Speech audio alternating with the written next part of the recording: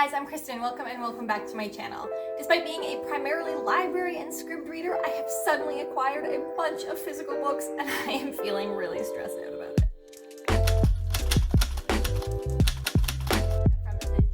Shout out to Maria from the channel T-Books Magic, who recently uploaded a video that was all of the books on her physical TBR, and that sort of inspired me to do this video.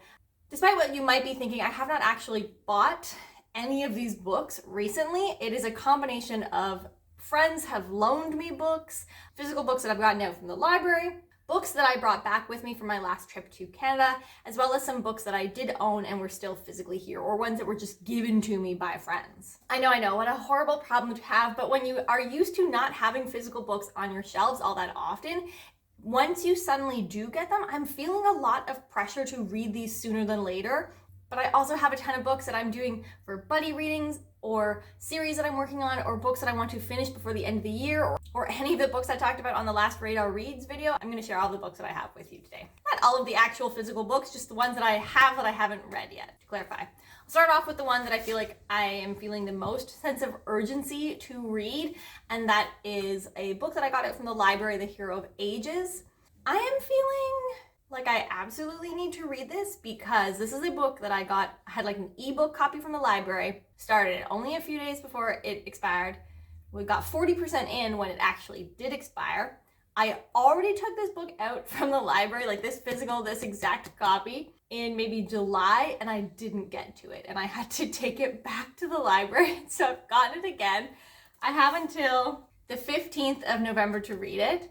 I was really enjoying it when I read it, but for whatever reason, both times I've gotten the physical book out from the library, I just like wasn't feeling like that's what I wanted to read next. And so even though I'm feeling an insane amount of urgency or like pressure to read this book and finish it before the end of the year and not have to take this library book back unfinished one more time, I just am not really in the mood for it. Okay, next I'm going to get into the physical books that I do own, that I already owned, that I brought with me back from Canada. So when I was home in Canada in August, I went through all of the books that I had in storage, and a few of them I wanted to reread again. And so I brought them back to Denmark with me.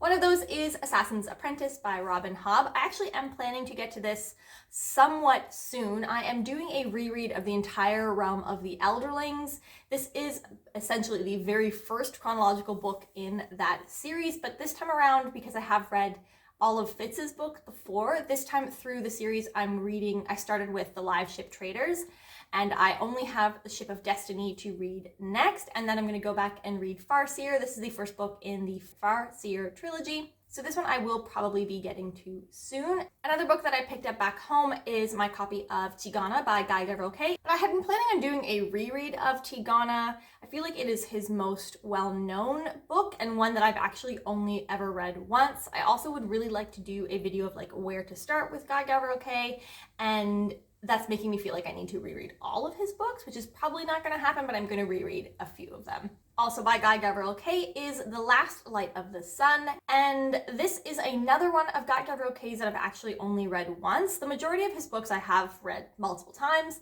This one is his Viking-inspired fantasy, and I felt very, like, not only did I want to reread a bunch of his books for the video I want to do, but also I live in Scandinavia, and I feel like I just really should go back now and reread his Viking-inspired novel. It is not my favorite from memory, but I'm curious to see if I like it a second time through or with fresh Scandinavian-infused eyes this time around. But it sounds like it's sort of like the Vikings, or like the Norse meets Celtic, Anglo-Saxon like communities in the North Sea. And then the final book that I brought back with me from Canada was Great Expectations by Charles Dickens. This is a book that right before I went back home, I had been mentioning in, I think it was the birthday book tag, that it was a book that I wanted to reread because I read it as a child and just like, I think I missed a ton of it and I wanted to reread it, and then I found this book in storage. I think this is actually technically Dave's copy, but I would really like to read it again. Maybe I'll get Dave to read it with me. Okay, now for the books that I have borrowed from friends. First of which are The Great Hunt and The Dragon Reborn by Robert Jordan, that I borrowed in January from my friend Taylor and her husband. So I apologize, you guys, that I still have these. I'm gonna get to this. I'm gonna get to it real soon. Just you wait.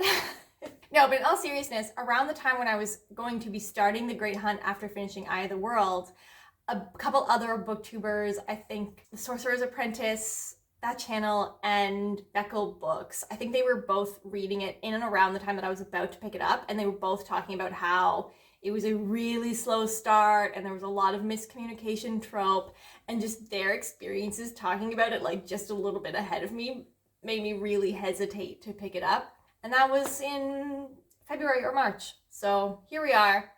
It's coming. I actually do really, really want to read this. If not before, maybe in and around the time that the show comes out, because I heard the Wheel of Time show is actually going to feature plot points from Eye of the World and The Great Hunt and the prequel novel that I have not read and probably will not. Okay, then we have, which I have borrowed from my friend Caitlin, The City We Became by N.K. Jemisin. I have actually not read any N.K. Jemisin books. They have been on my TBR. I've been kind of amping or working my way up to starting with N.K. Jemisin. I was probably going to start with the Broken Earth trilogy.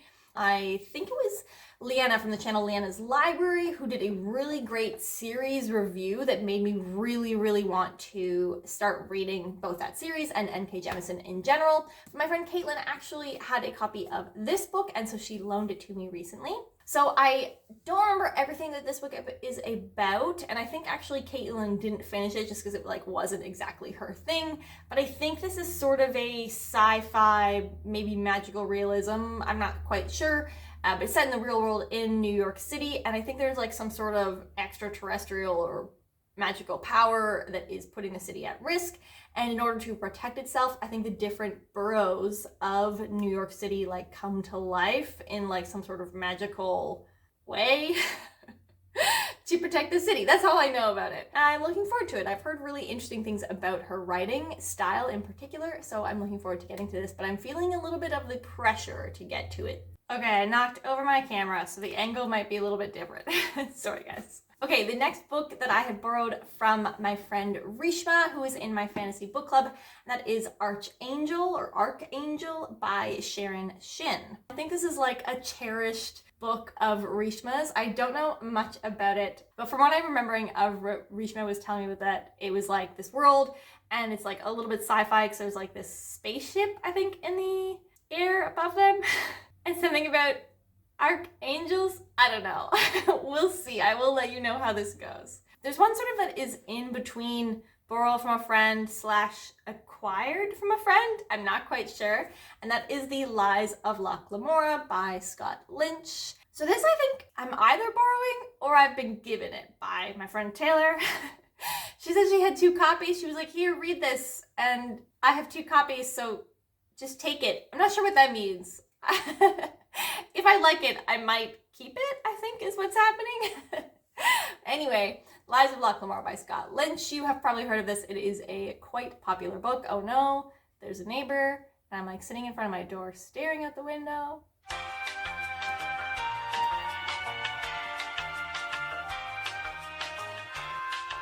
Okay, they're gone.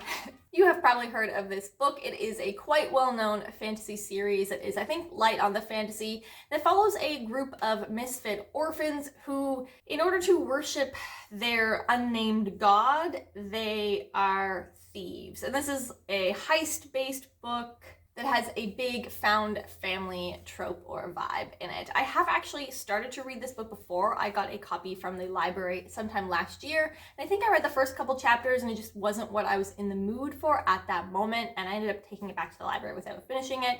But I'm going to give it another go. I have heard or seen some reviews more recently that make me a little bit curious to see if I actually will like this. Just I've heard that it's maybe a lot description heavy, and I do like description, but also the writing didn't particularly grip me in the first few chapters. It felt a little bit slow to pick up, and I know that there is a back and forth timeline here, but that doesn't usually bother me at all. So I'm really curious to see if I will like this. Next up we have Nevermore, The Trials of Morgan Crow by Jessica Townsend. A friend of mine, also from my fantasy book club, is moving to Copenhagen, and so he and his partner went through and did a little bit of a book unhaul on their shelves and were giving away some books, so I was able to pick up Nevermore from them. I think this is either the beginning of a middle grade series, or it's maybe like a companion piece in the Nevermore series, but I haven't read any, and I was perhaps hoping that if I read this and really liked it, I could also then maybe send it to my nephew to read together with him. I'm trying to bond with my nephew who's really into fantasy books through our shared love of fantasy books. I'm not feeling as much pressure to get to this one immediately, but I would like to get